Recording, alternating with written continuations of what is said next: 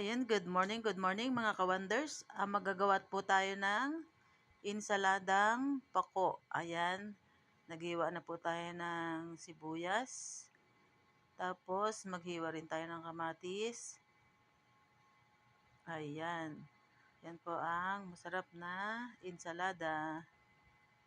Ayan, bali dalawang kamatis lang ang ating ilalagay kasi medyo malaki naman tong kamatis. Medyo pricey ang kamatis ngayon, guys.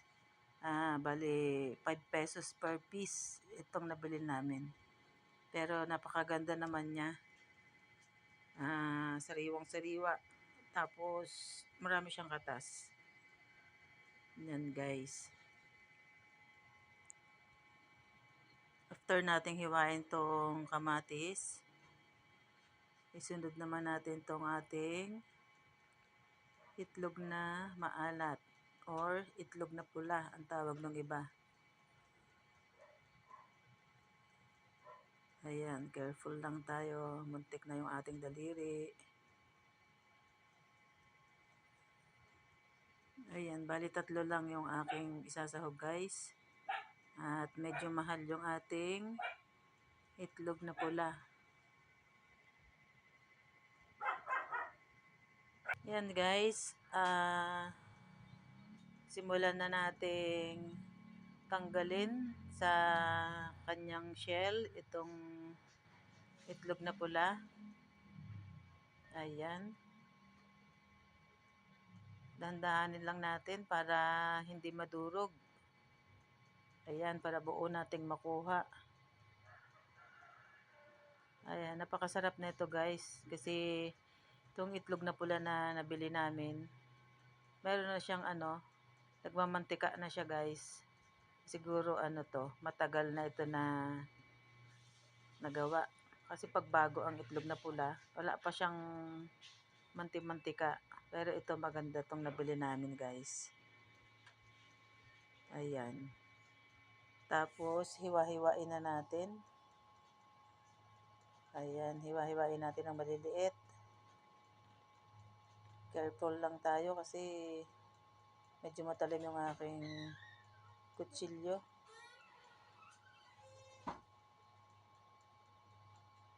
Masarap to, guys, promise. Masarap siyang kaulam ng lahat ng klase ng prito. Pritong isda, pritong tuyo, o pwede rin nating iulam sa pritong karne, kung gusto nyo baboy, o kaya sa pritong manok. Ako kasi, guys, buhat na nagkaroon ng pandemic sa baboy, halos hindi na ako kumakain ng baboy. Pero yung mga anak ko tsaka yung si Habi, pag gusto nila minsan, ayun, bumibili kami. Kasi nasasabik din sila minsan kumain. Ako kasi, more on gulay talaga ako, guys. Ayan. Himayin na natin yung ating pako. Ayan, guys. Medyo mahal yung pako. 40 pesos siya, guys. Pero kahit mahal, basta vegetable, bibili talaga ako, guys. Kasi sa gulay talaga ako lumaki, guys. Konti lang pala kasi hindi naman ako masyadong lumaki. Kala ko lumaki ako. Tumanda lang pala, hindi pala lumaki. Yan, ganyan lang siya kasimple, guys. Niloloko ako ng asawa ko.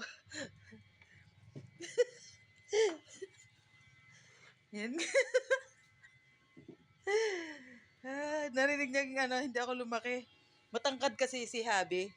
Kaya pag napag-uusapan yung height, palagi niya akong binuburaot. Ayan, guys.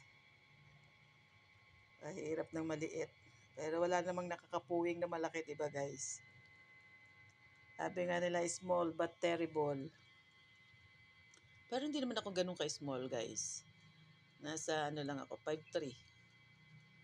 Katamtaman lang. Yung size talaga ng Pinoy.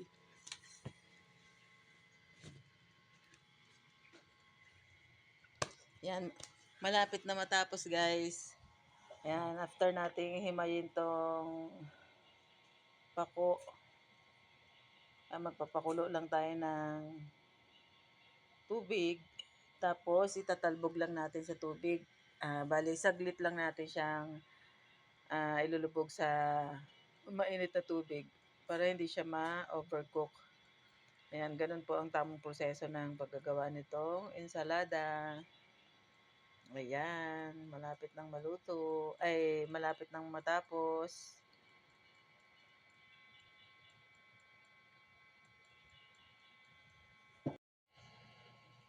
Ayan guys, i-ready naman natin tong dressing. Maglagay tayo ng suka.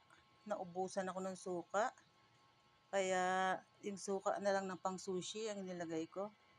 Tsaka konting cooking oil. Ayan, i-mix lang natin.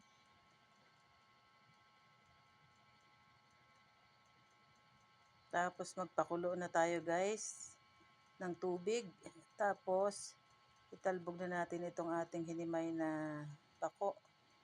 Saglit lang to guys.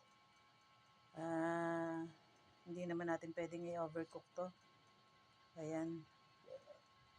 Pwede na to guys. Ayan. Start na po nating paghalo-haluin ang ating ensalada. Ilagay na natin yung pako. Ihalo na natin yung sibuyas, kamatis, itlog na maalat. Ayan, since maalat yung nabili ko, hindi ko nalalagyan ng asin guys. Maalat kasi itong itlog. Ayan, ihalo na natin yung ating dressing. Hindi ko na rin nilagyan ng sugar kasi yung aking suka na pang sushi, matamis-tamis na siya guys. Ayan, lagyan natin ng konting pepper.